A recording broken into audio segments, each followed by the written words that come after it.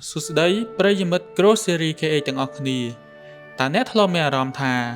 នៅក្នុងក្បាលអ្នកមានសំឡេងរញ៉េរញ៉ៃច្រើនស្អីស្កះ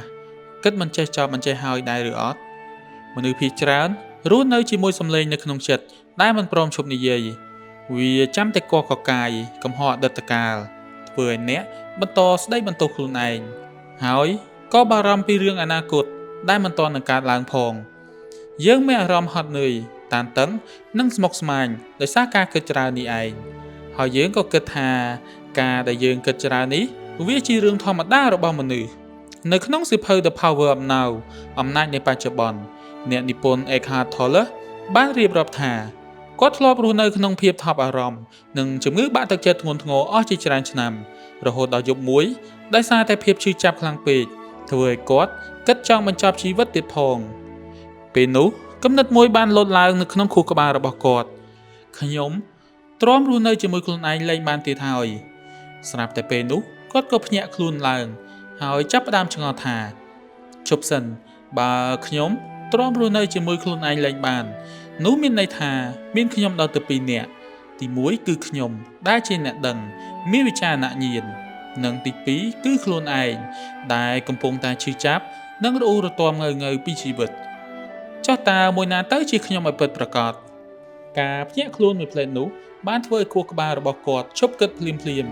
ភាពឈឺចាប់និងការថប់អារម្មណ៍ទាំងប៉ុន្មានបានរលាយអស់អ្វីដែលនៅសេសសល់គឺភាពស្ងប់សុខយ៉ាងជ្រាលជ្រៅដែលមាននៅក្នុងខ្លួនគាត់តាំងពីដើមមកគាត់បានដឹងច្បាស់ថាសេចក្តីសុខពិតប្រាកដមិនមែនជារបស់ដែលត្រូវរងចាំនៅពេលអនាគតនោះទេយើងមានវារួចស្រេចទៅហើយគ្រាន់តែសំឡេងរំខាននៅក្នុងក្បាលរបស់យើងវាលាន់ឮខ្លាំងពេករហូតដល់យើងរកវាមិនឃើញថ្ងៃនេះយើងនឹងសង្ខេបចម្ពោះទាំង10នៃសៀវភៅនេះមកជាភាសាសាមញ្ញដើម្បីជួយអ្នកចេះពីរបៀបឈប់គិតច្រើនលែងស្ដាយក្រោយលែងភ័យខ្លាចអនាគតនិងរស់នៅជាមួយបច្ចុប្បន្នដោយសេចក្តីសុខចម្ពោះ1អ្នកមិនមែនជាគំនិតនៅក្នុងក្បាលរបស់អ្នកទេ You are not your mind កំហុសដ៏ធំបំផុតដែលយើងតែងតែធ្វើគឺគិតថាយើងគឺជាគំនិតនៅក្នុងក្បាលរបស់យើង Tolle បានលើកឧទាហរណ៍ពីរឿងអ្នកសុំទានម្នាក់ដែលអង្គុយលើប្រអប់ឈើចាស់មួយក្បែរផ្លូវអស់រយៈពេលជាង30ឆ្នាំដើម្បីសុំលុយគេថ្ងៃមួយមានអ្នកដំណើរម្នាក់ដើរកាត់ហើយសួរថាតើក្នុងប្រអប់ដែលអ្នកកំពុងអង្គុយលើនឹងមានអ្វីខ្លះអ្នកសុំទានឆ្លើយថាគ្មានអ្វីទេគ្រាន់តែជាកេះឈើចាស់មួយតាំងពីយូរមកហើយអ្នកដំណើរនោះក៏ប្រាប់ឲ្យគាត់សាកល្បងកោះមើលអ្នកសុំទានហាក់រុញរាក្នុងការកោះពេលគាត់កោះគម្របឡើងអ្នកសុំទានភ្ញាក់ផ្អើលយ៉ាងខ្លាំងព្រោះនៅក្នុងប្រអប់នោះពោរពេញទៅដោយមាសសុទ្ធយើងភាគច្រើនក៏ដូចជាអ្នកសុំទាននោះដែរយើងរត់ទៅស្វែងរកសេចក្តីសុខការសរសើរនិងការទទួលស្គាល់ពីខាងក្រៅទាំងដែលទ្រព្យសម្បត្តិដ៏មានតម្លៃបំផុតគឺភាពស្ងប់ក្នុងចិត្តមាននៅក្នុងខ្លួនយើងស្រាប់ទៅហើយយើងបដិសេធក្នុងការឲ្យខ្លួនឯងទៅស្វែងរកវាដោយបញ្ហាគឺយើងញៀននឹងការគិតហើយយើងឲ្យការគិតមកកំណត់សកម្មភាពកំណត់អារម្មណ៍យើងពេញមួយថ្ងៃក្បាលរបស់យើងដើរតួដូចវិទ្យុដែលបើកចោល24ម៉ោងជួនកាលវាតែងតែវិនិច្ឆ័យផ្ដេសផ្ដាស់រិះគន់រអ៊ូរទាំនិងបារម្ភហួសហេតុនៅពេលដែលអ្នកមិនអាចបញ្ឈប់ការគិតបានន័យថាអ្នកបានក្លាយជាទេសករនៃចិត្តខ្លួនឯងហើយយើងរស់នៅដូចជាមនុស្សដែលត្រូវស្នេហ៍ត្រូវខ្មោចសន្ធិដ្ឋដោយមិនដឹងខ្លួនថាយើងបានក្លាយជាទេសករនៃគំនិតរបស់ខ្លួនឯងឡើយដើម្បីដោះស្រាយរឿងនេះអ្នកគ្រាន់តែអនុវត្តវិធីមួយដែលគេហៅថាការសង្កេតមើលគំនិត Watching the Thinker នៅពេលដែលមានគំនិតអវិជ្ជមានកើតឡើងដូចជាខ្ញុំប្រហែលជាធ្វើមិនបានទេសូមកុំតន់ជឿវាហើយក៏កុំទៅតតាំងប្រឆាំងនឹងវាគ្រាន់តែឈរមើលវាដោយស្ងប់ស្ងាត់ដូចជាយើងកំពុងមើលឡានដែលបើកកាត់មុខផ្ទះអញ្ចឹងពេលដែលអ្នកឈរមើលបែបនេះអ្នកនឹងយល់ឃើញយ៉ាងច្បាស់ថាគំនិតទាំងនោះវាគ្រាន់តែជារឿងបណ្ដោះអាសន្នដែលរសាត់កាត់ក្បាលអ្នកប៉ុណ្ណោះប៉ុន្តែវាមិនមែនជាអ្នកឡើយនៅពេលនោះគំនិតអវិជ្ជមាននឹងបាត់បង់អំណាចហើយចិត្តរបស់អ្នកនឹងត្រឡប់នឹងនាំមកវិញចម្ពោះទី2ការភ្ញាក់ដឹងខ្លួនជាផ្លូវចេញពីការឈឺចាប់ Consciousness the way out of pain តើការឈឺចាប់ផ្លូវចិត្តកើតចេញពីណា Tolle បកស្រាយថាការឈឺចាប់ พิจารณาการចេញពីការប្រឆាំងនឹងការពិតការមិនទទួលស្គាល់ការពិតនៅពេលរឿងរ៉ាវជីវិតមិនដូចអ្វីដែលយើងចង់បានយើងក៏ចាប់ផ្ដើមក្តៅក្រហាយខឹងឬពិបាកចិត្តក្រៅពីនេះយើងម្នាក់តែងតែមានអ្វីមួយយ៉ាងដែលគេហៅថាស្រមោលខ្មៅឬចំណងចិត្ត the pain body ចំណងចិត្តនេះគឺជារឿងជិះចាប់ក្នុងអតីតកាលការខកចិត្តឬការបែកបាក់ណាមួយដែលយើងមិនទាន់អាចបំភ្លេចវាបានវានៅសង្ងំស្ងៀមនៅក្នុងខ្លួនយើងនៅពេលដែលយើងមានរឿងបន្តិចបន្តួចមកប៉ះពាល់ដូចជាទទួលពាក្យសម្ដីឌឺដងការប៉ះទង្គិចណាមួយចំណងនៃភាពឈឺចាប់នេះនឹងភ្ញាក់ឡើងភ្លាមនៅពេលវាភ្ញាក់វាចង់បានចំណីរបស់វាគឺកំហឹងចំនួនការស្ដីបន្ទោសនិងការត្អូញត្អែវាព្យាយាមគ្រប់គ្រងចិត្តរបស់អ្នកដើម្បីឲ្យអ្នកបង្កចំនួនឬជេរបន្ទោសខ្លួនឯងឲ្យកាន់តែវេទនាវិធីរំលាយចំណងចិត្តឬស្រមោលខ្មៅនៃភាពឈឺចាប់នេះគឺកុំទៅប្រយុទ្ធជាមួយវានៅពេលដែលអ្នកមានអារម្មណ៍ខឹងឬពិបាកចិត្តខ្លាំងសូមកុំទាន់ស្ដីបន្ទោសអ្នកដទៃឬខ្លួនឯងគ្រាន់តែដកដង្ហើមវែងហើយកត់សម្គាល់អារម្មណ៍ណែនទ្រូងឬក្តៅក្រហាយនៅក្នុងខ្លួនទទួលស្គាល់ថាខ្ញុំកំពុងតែដឹងថាមានការឈឺចាប់កើតឡើងតែលើកនេះខ្ញុំមិនឲ្យវាមកគ្រប់គ្រងគ្របសង្កត់ខ្ញុំឡើយវានឹងរសាត់បាត់ទៅវិញនៅពេលអ្នកមើលវាដោយការដឹងស្មារតីនោះភាពឈឺចាប់ទាំងនោះនឹងលែងមានថាមពលមកបញ្ជាអ្នកទៀតហើយវានឹងរលាយបាត់ទៅវិញដោយខ្លួនឯងចំពោះទី3ការរត់ចូលឲ្យជ្រៅទៅក្នុងបច្ចុប្បន្ន moving deeply into now នៅក្នុងចំពោះនេះ Toller បានពន្យល់ពីអាចកំបាំងនៃពេលវេលាមនុស្សយើងតែងតែស្មុគស្មាញពីរឿងពីររឿងដែលកន្លងផុតទៅហើយនិងរឿងដែលមិនទាន់មកដល់ប៉ុន្តែសូមសួរខ្លួនឯងថាតើអ្នកធ្លាប់រស់នៅក្រៅពីពេលបច្ចុប្បន្នដែរឬទេចម្លើយគឺមិនដែរទេអ្នកមិនអាចត្រឡប់ទៅកាយកំហុសកាលពីម្សិលមិញបានទេហើយអ្នកក៏មិនអាចទៅរស់នៅក្នុងថ្ងៃស្អែកមុនបានដែរ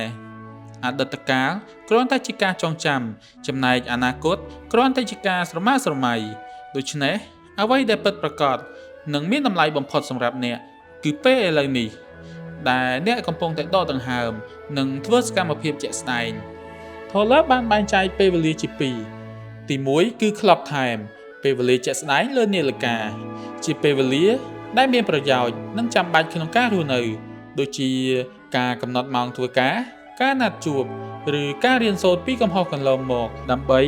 ធ្វើឲ្យថ្ងៃនេះល្អជាងមុនទី2 psychological time ពេលវេលាដែលបង្កើតឡើងដោយចិត្តវាជាការយកពេលវេលាមកធ្វើបាបអារម្មណ៍ខ្លួនឯងឧទាហរណ៍អ្នកអង្គុយបន្ទោសខ្លួនឯងពីកំហុសកាលពី5ឆ្នាំមុនមិនព្រមឈប់សោះឬគិតថាតើតែខ្ញុំរកលុយបាន$1 លានឬតើតែសល់ផ្ទះសល់ឡាន5ឆ្នាំទៀតទើបខ្ញុំអនុញ្ញាតឲ្យខ្លួនឯងមានសេចក្តីសុខការភ័យព្រួយនិងការថប់អារម្មណ៍ទាំងអស់កើតឡើងដោយសារយើងគិតពីអនាគតច្រើនពេកតែខ្វះការភ្ញាក់ដឹងខ្លួនក្នុងពេលបច្ចុប្បន្នចំណែកការស្ដាយក្រោយនិងវិបដិសារីកើតឡើងដោយសារតែយើងនៅជាប់ជំពាក់នឹងអតីតកាលច្រើនហួសហេតុចូលសួរខ្លួនឯងនៅពេលនេះតើនៅវិនាទីនេះផ្ទាល់ខ្ញុំមានបញ្ហាអ្វីឲ្យពិតប្រាកដ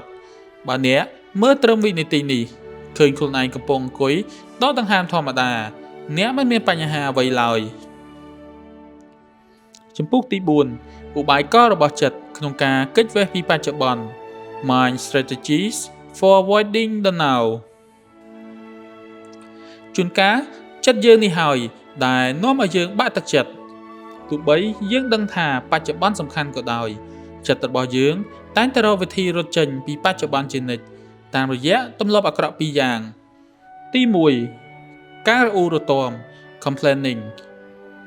នៅពេលដែលយើងរអ៊ូរទាំពីការងារការស្ទះផ្លូវឬអាកាសធាតុយើងកំពុងតែប្រឆាំងនឹងការពិតនិងធ្វើឲ្យខ្លួនឯងក្លាយជាជនរងគ្រោះ Toller ផ្ដល់ជម្រើស3យ៉ាងសម្រាប់គ្រប់គ្រងស្ថានភាពកែប្រែវាចេញចាកចេញពីវាឬទទួលយកវាទាំងស្រុងការរអ៊ូរទាំគ្មានបានផលអ្វីក្រៅពីបំផ្លាញអារម្មណ៍ខ្លួនឯងនោះទេ2ទម្លាប់រស់នៅបែបរងចាំ waiting សាកគិតមើលតើអ្នកចំណាយពេលក្នុងមួយជីវិតនេះទៅលើការអង្គុយរងចាំច្រើនប៉ុណ្ណា Toller បានបង្ហាញថាមនុស្សយើងតែងតែជាប់ទម្លាប់រងចាំពីរយ៉ាងទី ទី1គឺការរងចាំរឿងតូចតាចប្រចាំថ្ងៃដូចជាឈរចាំតម្រង់ជួរចាំស្ទះផ្លូវឬចាំគេមកដល់ពេលកំពុងចាំចិត្តរបស់យើងតែងតែក្តៅក្រហាយនិងអន្ទះអន្ទែងទី2គឺការរងចាំរឿងធំៗនៅក្នុងជីវិតដូចជាចាំដល់ថ្ងៃឈប់សម្រាកចាំឲ្យកូនធំឬចាំតទៅរកលុយបានច្រើនចាំដើរលេងសប្បាយចាំឲ្យខ្លួនឯងសោយសុខមនុស្សជាច្រើនបានចំណាយពេលស្ទើរតែមួយជីវិតដើម្បីអង្គុយរងចាំថ្ងៃដែលខ្លួនឯងចាប់ផ្ដើមមានក្តីសុខ Toller បញ្យល់ថាការរងចាំគឺជាជំងឺផ្លូវចិត្តមួយវាកើតឡើងនៅពេលដែលចិត្តរបស់អ្នកបដិសេធអ្វីដែលអ្នកកំពុងតែមាននៅថ្ងៃនេះហើយរត់ទៅស្រេកឃ្លានតែអ្វីដែលមិនទាន់មកដល់នៅថ្ងៃស្អែកដំណោះស្រាយគឺសាមញ្ញណាស់ចូលបោះបង់ទម្លាប់រងចាំនេះចោលទៅលើកក្រោយបើអ្នកត្រូវឈរចាំគេឬចាំស្ទះផ្លូវក៏មិនដោយឲ្យចិត្តខឹងឬអន្ទះអន្ទែងគ្រាន់តែដកដង្ហើមវែងៗហើយរីករាយនឹងការឈរដឹងខ្លួននៅត្រង់នោះ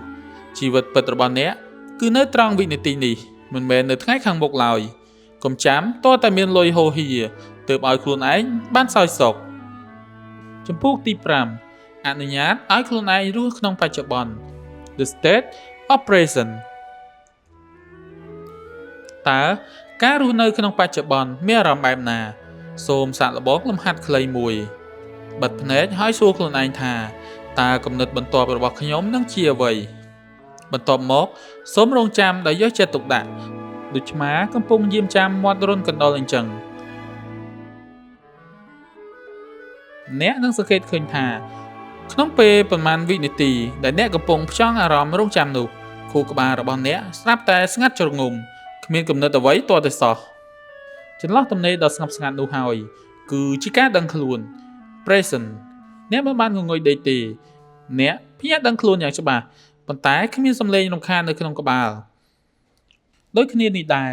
ពេលអ្នកសម្លឹងមើលមេឃពេលយប់មើលដើមឈើឬស្ដាប់សំឡេងបក្សីយំអ្នកមានអារម្មណ៍ស្ងប់ក្នុងចិត្តនោះដោយសារតែអ្នកបានទម្លាក់ការគិតចោលមួយផ្លែតហើយទទួលយកភាពស្រស់ស្អាតនៃធម្មជាតិដោយផ្ទាល់ដើម្បីរក្សាការដឹងខ្លួននេះនៅក្នុងជីវិតប្រចាំថ្ងៃចូលចាប់អារម្មណ៍លើភាពស្ងប់ស្ងាត់ទោះបីជាជុំវិញខ្លួនមានសំឡេងរំខានក៏នៅតែមានចន្លោះស្ងប់ស្ងាត់រវាងសំឡេងទាំងនោះដែរពេលអ្នកកត់សម្គាល់ភាពស្ងប់ស្ងាត់នៅខាងក្រៅចិត្តរបស់អ្នកនៅខាងក្នុងក៏នឹងស្ងប់តាមនោះដែរចំពោះទី6ការដឹងពីរាងកាយខាងក្នុង The inner body ខ្លឹមសារសំខាន់នៃចំពោះនេះគឺការបង្រៀនយើងឈប់រស់នៅតែក្នុងក្បាលហើយយករាងកាយជាស្ពាននាំចិត្តត្រឡប់មកបច្ចុប្បន្នភាពវិញមនុស្សភាគច្រើនរស់នៅជាមួយការគិតច្រើនលើសលប់អង្គុយស្ដាយអតីតកាលភ័យខ្លាចអនាគតនិងរិះគន់ខ្លួនឯងវិធីសាស្ត្រដោះស្រាយដ៏សាមញ្ញបំផុតសូមបិទភ្នែកមួយផ្លែតហើយសាកល្បងដឹងពីធម៌ពលនៅក្នុងខ្លួនដឹងពីរាងកាយរបស់ខ្លួនឯងដោយចាប់អារម្មណ៍លើកម្ដៅអ៊ុនៗឬការញាក់តិចៗនៅបាតដៃនិងបាតជើងចង្វាក់ដង្ហើមចេញចូលមួយឬស្រមៃពីអារម្មណ៍ថាខ្លួនឯងកំពុងមានជីវិតរស់នៅត្រង់វិនាទីនេះនោះហើយជាធម៌ពលជីវិតនៃរាងកាយខាងក្នុងការអនុញ្ញាតឲ្យខ្លួនឯងយកចិត្តទៅផ្ដោតចំពោះរាងកាយបែបនេះមានប្រយោជន៍ធំ3យ៉ាងទី1ជាយុទ្ធការចងចិត្តការពារកុំឲ្យចិត្តរសាត់ទៅរកការគិតច្រើនទី2ពង្រឹងប្រព័ន្ធការពាររាងកាយកោសិកាក្នុងខ្លួននឹងមានសុខភាពល្អនិងស្រស់ស្រាយទី3ជួយឲ្យចេះផ្ដោតបានល្អពេលស្ដាប់គេនិយាយសូមកុំគិតរៀបចំពាក្យតបតតែត្រូវស្ដាប់ដោយស្ងប់ស្ងាត់ពីក្នុងខ្លួននេះជាការផ្ដល់តម្លៃដ៏ធំបំផុតដល់អ្នកដទៃឧទាហរណ៍ជាក់ស្ដែងពេលអ្នកត្រូវឈរចាំតម្រង់ជួរយូរឬជួបបញ្ហាស្ទះផ្លូវជំនួសឲ្យការមួម៉ៅថាខាតពេលណាធុញណាស់ចូលងាកមកមើលតាមដានដង្ហើមនិងដឹងពីរាងកាយរបស់អ្នកវិញដង្ហើមខ្ញុំមួយដៃខ្ញុំពេលប៉ះមុខទៅឡើងក្តៅអ៊ុនភាពតានតឹងនិងរលាយបាត់ភ្លាមសរុបមករាល់ពេលដែលចិត្តអ្នកចាប់ផ្ដើមគិតច្រើនចូលទាញអារម្មណ៍ចេញពីក្បាលហើយទម្លាក់មកដឹងពីដង្ហើមនិងរាងកាយរបស់អ្នកចិត្តរបស់អ្នកនឹងត្រជាក់ស្រេបហើយភាពស្ងប់សុខនឹងត្រឡប់មកវិញ ចំពោះទី7ច្រកទ្វារចូលទៅកាន់ពិភពគ្មានរូប Portals into the unmanifested Toller បានប្រើពាក្យ the unmanifested ដើម្បីសំដៅទៅលើប្រភពដើមនៃជីវិតឬភាពស្ងប់ស្ងាត់ដ៏ជ្រាលជ្រៅដែលគ្មានរូបរាងអ្វីៗនៅក្នុងโลกនេះសុទ្ធតែមានរូបរាងរាងកាយយើងរបស់របរនិងគំនិតប៉ុន្តែនៅពីក្រោយរូបរាងទាំងអស់មានភាពស្ងប់ស្ងាត់មួយដែលផ្ដល់កំណើតដល់ជីវិតអ្នកអាចចូលទៅកាន់ភាពស្ងប់ស្ងាត់នេះតាមរយៈច្រកទ្វារសំខាន់ៗទាំង5ទី1បច្ចុប្បន្នភាព The Now ការរស់នៅជាមួយវិនាទីនេះទី2ការដឹងពីរាងកាយខាងក្នុង The Inner Body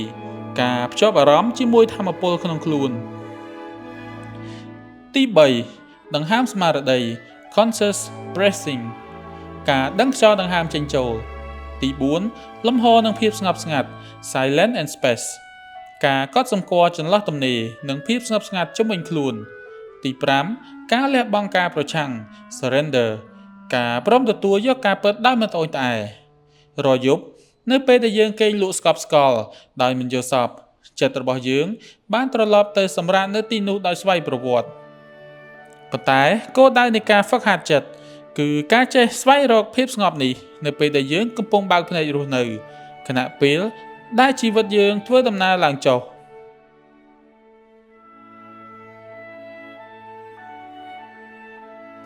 ចំពោះទី8ទំនាក់ទំនងប្រកបដោយការភ្ញាក់ដឹងខ្លួន Enlightened Relationships ហេតុអ្វីបានជាទំនាក់ទំនងស្នេហាភាគច្រើនចាប់ផ្ដើមដោយភាពអែមល្ហែមប៉ុន្តែយូរទៅប្រែជាមានចំនួននឹងការឈឺចាប់ Toller ពន្យល់ថាមនុស្សភាគច្រើនរំពឹងឲ្យគូស្នេហ៍មកបំពេញចន្លោះប្រហោងនៃភាពឯកោនៅក្នុងចិត្តរបស់ខ្លួនពេលស្រឡាញ់គ្នាដំបូងអ្វីហាក់ដូចជាល្អឥតខ្ចោះប៉ុន្តែយូរទៅដៃគូរបស់អ្នកមិនអាចបំពេញតាមចិត្តចង់របស់អ្នកបានគ្រប់ពេលនោះទេនៅពេលនោះភាពឈឺចាប់និងការភ័យខ្លាចចាស់ក៏ចាប់ផ្ដើមរើឡើងវិញពួកអ្នកក៏ចាប់ផ្ដើមបន្ទោសរិះគន់និងឆ្លោះប្រកែកគ្នារហូតក្លាយជាទំនាក់ទំនងស្រឡាញ់ផងស្អប់ផងតើធ្វើដូចម្តេចដើម្បីកែប្រែទំនាក់ទំនងឲ្យល្អប្រសើរឡើងវិញឈប់រំពឹងឲ្យអ្នកដទៃមកបង្កើតក្តីសុខឲ្យអ្នកសេចក្តីសុខពិតប្រាកដត្រូវកើតចេញពីខាងក្នុងខ្លួនអ្នកផ្ទាល់ប្រើទំនាក់ទំនងជាកន្លែងហ្វឹកហាត់ចិត្តពេលដៃគូរបស់អ្នកកំពុងខឹងឬមួម៉ៅកុំតបតដោយកំហឹងវិញបើអ្នកប្រកែកយកឈ្នះមានន័យថាអញរបស់អ្នកកំពុងតែបញ្ជាអ្នកហើយទទួលយកដៃគូអ្នកនៅអ្វីដែលជាគាត់ជប់វិនិច្ឆ័យឬព្យាយាមកែប្រែគាត់តាមចិត្តរបស់អ្នកទុកចន្លោះឲ្យគាត់រស់នៅបានដោយស្រួលចិត្តផងពេលអ្នកជប់វិនិច្ឆ័យឈប់តបតប្រៅទៅប្រៅមកចំនួននឹងរលាយបាត់ហើយក្តីស្រឡាញ់ពិតប្រាកដនឹងកើតឡើងចំពោះទី9ភាពស្ងប់សុខដែលនៅខ្ពស់ជាងការសប្បាយនិងការកើតទុក្ខ Beyond happiness and unhappiness there is peace Toller បង្ហាញពីភាពខុសគ្នារវាងការសប្បាយនិងសេចក្តីស្ងប់ក្នុងចិត្តការសប្បាយ happiness អាស្រ័យលើលក្ខខណ្ឌខាងក្រៅដូចជាមានលុយច្រើនរបស់របរថ្មីឬការងារជោគជ័យប៉ុន្តែរបស់ខាងក្រៅទាំងអស់នេះសុទ្ធតែមិនទៀងទាត់ដូចបាលីគេហៅថាអនិច្ចំអ្វីដែលធ្វើឲ្យអ្នកសប្បាយចិត្តថ្ងៃនេះអាចនឹងធ្វើឲ្យអ្នកកើតទុក្ខនៅថ្ងៃស្អែករីឯសេចក្តីស្ងប់ក្នុងចិត្ត inner peace មិនអាស្រ័យពីរឿងខាងក្រៅសោះឡើយ Toller បានប្រៀបធៀបចិត្តរបស់យើងទៅនឹងទឹកបឹងដ៏ជ្រៅមួយនៅលើផ្ទៃទឹកអាចនឹងមានរលកបោកបក់ឬព្យុះភ្លៀងប៉ុន្តែនៅបាតបឹងខាងក្រោមទឹកនៅតែត្រជាក់ស្ងប់ស្ងាត់និងគ្មានអ្វីមករំខានឡើយពេលដែលអ្នករស់នៅក្នុងបច្ចុប្បន្នអ្នកនឹងដូចជាបឹងនោះអញ្ចឹងរឿងរ៉ាវក្នុងជីវិតជោគជ័យឬបរាជ័យចំណេញឬខាតគ្រាន់តែជារលកនៅផ្ទៃទឹកខាងលើអ្នកនៅតែធ្វើការដោះស្រាយបញ្ហាប៉ុន្តែភាពស្ងប់នៅក្នុងចិត្តរបស់អ្នកមិនត្រូវបានបំផ្លាញឡើយ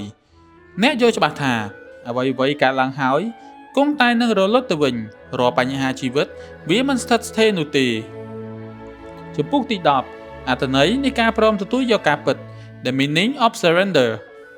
ចំពោះចុងក្រោយនិងជាមេរៀនសំខាន់បំផុតគឺការព្រមទទួលយក surrender មនុស្សជាច្រើនគិតថាពាក្យថាព្រមនេះបានន័យថាចោះចាញ់ឬបោះបង់ចោល ប៉ុន្តែថតលើសបានបញ្ជាក់ថាការយល់ព្រមនៅទីនេះគឺការព្រមខាងផ្លូវចិត្តវាមានន័យសាមញ្ញថាការនិយាយពាក្យយល់ព្រមចំពោះអ្វីដែលបានកើតឡើងរួចទៅហើយឧបមាថាឡានរបស់អ្នកជាប់ផុងអ្នកមិនចាំបាច់អង្គុយយំឬបោះបង់នោះទេប៉ុន្តែអ្នកមិនត្រូវអង្គុយជេរកាច់ចង្កូតឡានចុះឡើងឬខឹងក្តៅក្រហាយដែរអ្នកគ្រាន់តែទទួលស្គាល់ការពិតថាឡានជាប់ផុងហើយនៅពេលដែលអ្នកបង្ខាត់កម្លាំងទៅខឹងចិត្តរបស់អ្នកនឹងភ្លឺថ្លាហើយអ្នកនឹងអាចរកវិធីរុញឡានឬរកជំនួយដើម្បីយកឡានចេញពីផុកបានយ៉ាងឆាប់រហ័សនិងមានប្រសិទ្ធភាពទទួលយកការពិតជាមុនសិនរួចសុំធ្វើសកម្មភាពដោះស្រាយវាជាក្រោយពេលជួបវិបត្តិធ្ងន់ធ្ងរអ្នកមានជម្រើសពីរទី1ប្រឆាំងហើយការទុកទី2ទទួលយកការពិតហើយទទួលបានសេចក្តីស្ងប់ពេលដែលអ្នកឈប់ប្រឆាំងនឹងការពិតការឈឺចាប់នឹងប្រែទៅជាការយល់ដឹងនិងសេរីភាពខាងផ្លូវចិត្តជាចុងក្រោយសូមចាំថាការភ្ញាក់ដឹងខ្លួននិងសេចក្តីសុខមិនមែនជារឿងនៅឆ្ងាយរហូតដល់លើកំពូលភ្នំនោះទេវាគឺជារឿងសាមញ្ញនៃការរស់នៅជាមួយជីវិតដែលកំពុងតែកើតឡើងនៅចំពោះមុខអ្នកនៅពេលនេះកុំរងចាំថ្ងៃស្អែកទើបអនុញ្ញាតឲ្យខ្លួនឯងមានក្តីសុខដកដង្ហើមវែងរៀនមានអារម្មណ៍ឲ្យដឹងពីជីវិតនិងធម៌ពលក្នុងខ្លួនហើយរស់នៅឲ្យអស់ពីចិត្តក្នុងពេលបច្ចុប្បន្នប្រសិនបើអ្នកពេញចិត្តវីដេអូសង្ខេបសិភៅមួយនេះសូមជួយចុច like ចែករំលែកទៅកាន់មនុស្សជាទីស្រឡាញ់និងចុច subscribe ដើម្បីទទួលបានការសង្ខេបសិភៅល្អៗជាបន្តបន្ទាប់ទៀតសូមអរគុណសម្រាប់ការទស្សនានិងសូមឲ្យអ្នកទាំងអស់គ្នាមានចិត្តស្ងប់ក្នុងពេលបច្ចុប្បន្នភាពសូមអរគុណ